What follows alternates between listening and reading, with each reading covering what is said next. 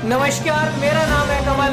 आप देख रहे हैं यूनिवर्सल न्यूज। तो यूनिवर्सल न्यूज की स्पेशल रिपोर्ट में आपका स्वागत है। तो आज जो हमारी चर्चा का मुख्य विषय है वो ब्लैक मनी से जुड़ा हुआ है। आखिर ये ब्लैक मनी है क्या, और इसके ऊपर एक बहुत बड़ा अपडेट आया है जो आपको हम बताएंगे। क्योंकि इस महीने जो भारत है उसको स्विस बैंकों में जितने भी भारतीय हैं और उनकी जितनी भी संपत्ति है, जिस पर उन लोगों का मालिकाना हक है, उन सभी संपत्तियों की जो डिटेल है वो भारत को इस महीने मिलने जा रही है। इन्हीं सभी पूरी डिटेल को देखने से पहले आपको प्रधानमंत्री मोदी जी का 2014 में जो चुनावी भाषण दिया गया था जो काले धन पर, पहले उस भाषण को सुनिए, उसके बाद हम आपको ये पूरी डिटेल बताएंगे। ये हमारी चोरी किया हुआ पैसा वापस आना चाहिए कि नहीं आना चाहिए? ये काला धन वापस आना चाहिए। ये चोर लुटेरों से एक एक रुपया वापस लेना चाहिए। इस रुपयों पर जनता का अधिकार है कि नहीं है? ये रुपया जनता के काम आना चाहिए। भारत को पहली बार जो स्विस बैंकों में जो भारतीयों के जो खाते हैं उनकी जानकारी मिलने जा रही है। साथ ही साथ उनकी जो भी चल और अचल संपत्ति है उसका पूरी जो डिटेल है वो भारत सरकार के साथ जो स्विस बैंक है वो साझा करने जा रही है। यह तीसरा मौका है जब जो स्विस बैंक है वो अपनी बैंक में जितने भी कस्टमर है, भारतीय कस्टमर है, उनकी पूरी डिटेल को भारत सरकार के साथ साझा कर रही है। इन्हीं चीजों के मद्देनजर मैं आप लोगों को बता देता हूं कि भारत को इससे पहले 2 बार जो स्विस बैंक है उन्होंने जानकारी दी है। अब तक 2 सेट पहले प्राप्त हो चुके हैं, यानी कि 2 बार पहले जानकारी प्राप्त हो चुकी है, और ये तीसरी बार जो सितंबर है, इस सितंबर में यानी कि इसी महीने में तो तीसरी जानकारी मिलने जा रही है। पहली जो जानकारी मिली थी सितंबर 2019 में मिली थी, जिसमें भारत समेत 75 देशों के नागरिकों की जो जानकारी थी वो स्विस बैंकों द्वारा साझा की गई थी। उसके बाद सितंबर 2020 में जो स्विस बैंक है उसने भारत सहित 85 देशों के नागरिकों की जो जानकारी थी वो साझा की थी। अब मैं आप लोगों को बताना चाहूँगा जो तीसरी जानकारी है वो जो तीसरा सेट है वो सबसे महत्वपूर्ण है, क्योंकि इसमें जो जितनी भी कंपनियां हैं और जितने भी ट्रस्ट है उनकी चल और अचल संपत्ति यानी कि उनके मालिकाना हक, यानी कि उनकी कौन कौन सी प्रॉपर्टी विदेशों में खरीद कर छोड़ रखी है, किराए पे दे रखी है, उन्हीं सभी चीजों की डिटेल भी इस बार जो स्विस बैंक है वो भारत की सरकार के साथ साझा करेगी।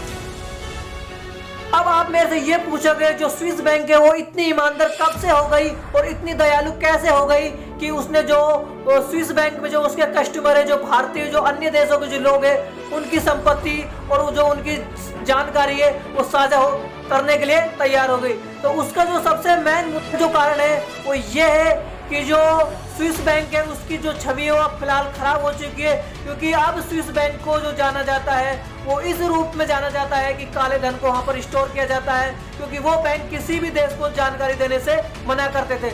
अब जो स्विस बैंक है वो अपनी जो छवि है उसको सुधारना चाहते हैं, अपनी छवि के अंदर सुधार करना चाहते हैं। इन्हीं चीज़ों के मद्देनजर जो स्विस बैंक है वो अपनी जो कस्टमर है, जो विदेशी कस्टमर है, उनकी जानकारी उसकी सरकार और उस देश के साथ मैं आपको एक चीज़ और बताना चाहूँगा। इसके ऊपर सभी देशों के मध्य एक समझौता हुआ है, वो समझौता है ऑटोमेटिक एक्सचेंज ऑफ इंफॉर्मेशन। इस समझौते के तहत जो स्विस बैंक है वो अपने कस्टमर है और जो विदेशी कस्टमर है उनकी जानकारी देने के लिए राजी हो गई है। अब मैं आप लोगों को बताना चाहूंगा जो स्विस बैंक है पिछले 2 साल में यानी कि 2019 और 2020 में लगभग 30 लाख जो कस्टमर है उनकी जानकारी है वो उनके देशों से साझा की गई है। ये आंकड़े स्विस बैंक के द्वारा दिए गए हैं। अब अगली चीज मैं आप लोगों को यह बताना चाहूंगा जो स्विस बैंक में जो भारत का जो पैसा है, यानी कि अकेले भारत का जो पैसा है वो लगभग 20,700 करोड़ रुपए है जो स्विस बैंक में जमा है। अब मैं आप लोगों को बताना चाहूंगा जो 20,700 करोड़ है उसका मैथमेटिक्स क्या है। तो इस 20,700 करोड़ रुपए में 4,000 करोड़ रुपए है वो कस्टमर के यानी कि ग्राहकों ने डायरेक्ट जाके जमा कराए, जिसमें से 13,500 जो करोड़ रुपए हैं वो सिक्योरिटी मनी के रूप में वहां पर जमा कराए गए हैं।